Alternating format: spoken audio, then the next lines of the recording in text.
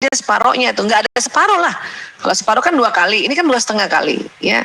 Ya, ini mungkin ya nggak ada setengah ya perempuan ya.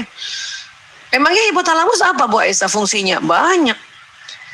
Ada beberapa yang kita bahas hari ini ya. 1, ini pusat syahwat birahi ya, saudara-saudaraku sayang ya. Laki-laki syahwat birahinya memang lebih lebar. Jadi istri memang harus siap sedia, dicolek dikit untuk ajak hubungan intim ya. Siaplah. Tapi kan capek Bu Aisyah, mana saya yang kerja, saya urusan rumah, anak-anak PJJ. Ya terus gimana? Kalau memang ibu nggak mau, gimana?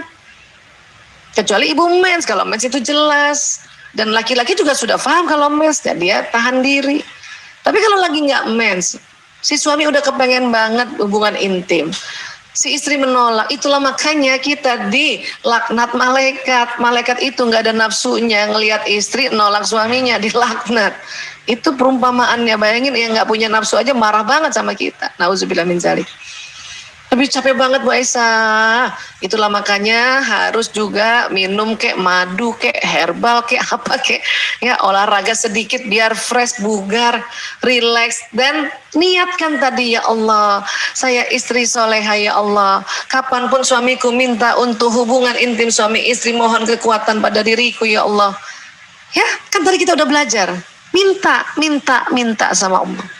Nanti Allah akan kasih kekuatan, Masya Allah. Kenapa? Malaikat itu mendoain kita, atau kita punya kekuatan. Birahi kita juga naik. Dan akhirnya menemukan kepuasan. Bu Aisyah, saya nggak bisa Bu Aisyah. Saya ada cancer. Saya ada cancer mulut rahim. Nah itu harus dibicarakan sama suami. Suami yang bijak ya dia sangat-sangat paham. Gimana caranya Bu Aisyah untuk saya juga mau bantu suami saya supaya birahinya tersalurkan. Tapi nggak perlu dengan saya carikan perempuan untuk jadi istrinya. Ya ibu harus pintar, harus cerdas. Gimana caranya? Ya tentu mungkin tidak lewat vagina kan. Itu bisa kok.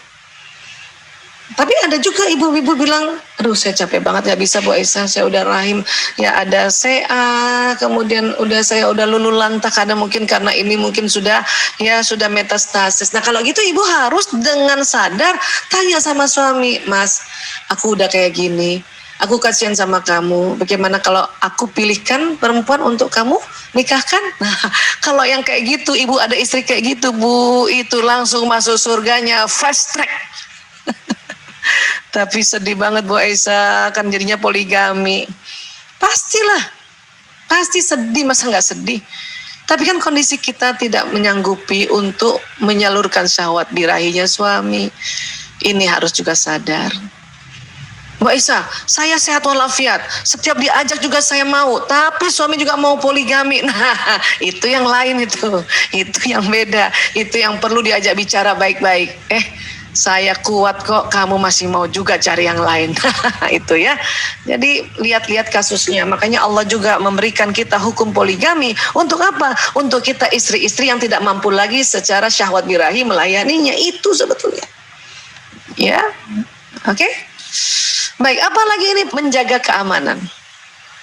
Kalau laki-laki 2,5 kali lebih lebar, berarti laki-laki lebih hebat, lebih jago, lebih pandai menjaga keamanan dibanding perempuan. Inilah mengapa dikatakan ar-rijalu qawwamuna 'alan nisa, laki-laki pelindung perempuan.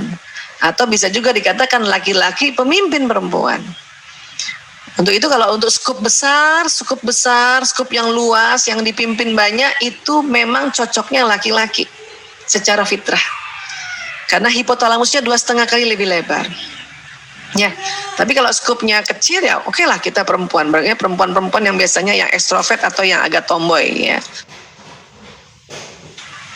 Ya, nah. Jadi laki-laki itu sejak kecil pun dia jago jaga keamanan. Anak laki-laki walaupun masih kecil dan laki-laki suka bermain, tapi kalau ibunya sakit, anak laki yang jagain dibanding anak perempuan. Anak perempuan sih cuma nanya, "Ibu kenapa? Ibu kenapa?" Anak laki nggak banyak tanya. Udah.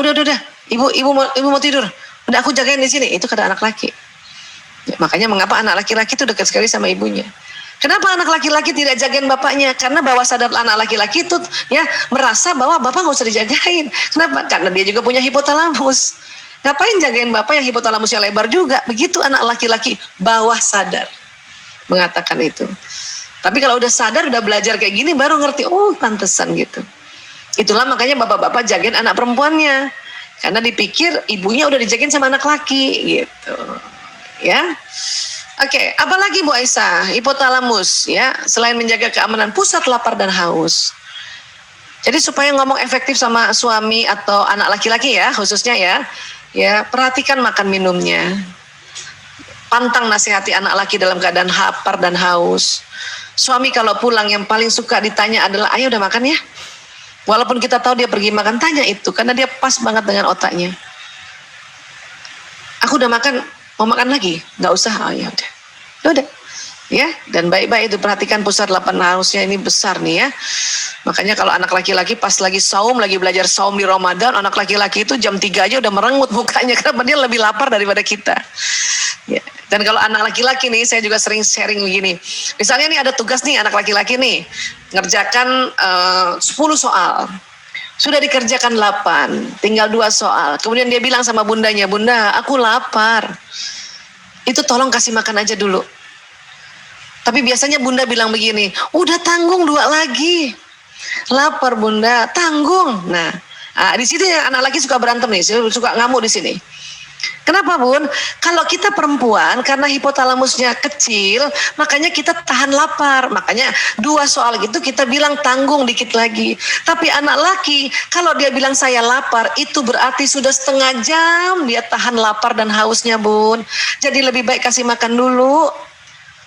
Dengan bikin janji, abis makan kerjain dia ya.